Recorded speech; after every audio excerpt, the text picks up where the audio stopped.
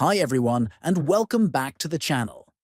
If you're someone who drives regularly and uses the Waze app to navigate, then this video is for you. Today, I'll show you exactly how to select your preferred gas type inside the Waze app, so the app can help you find the most suitable gas stations for your vehicle.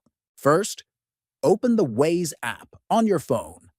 Next, look at the top left corner of the screen and tap on three horizontal lines.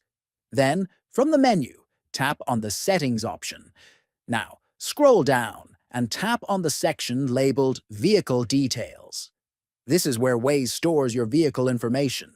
Finally, tap on Preferred Gas Type. A list of available fuel types will appear, including options like gasoil and SP95. Select the one that matches your vehicle's fuel type. Once selected, Waze will now prioritize gas stations that offer your chosen fuel. That's it. Your preferred gas type is now saved in the app.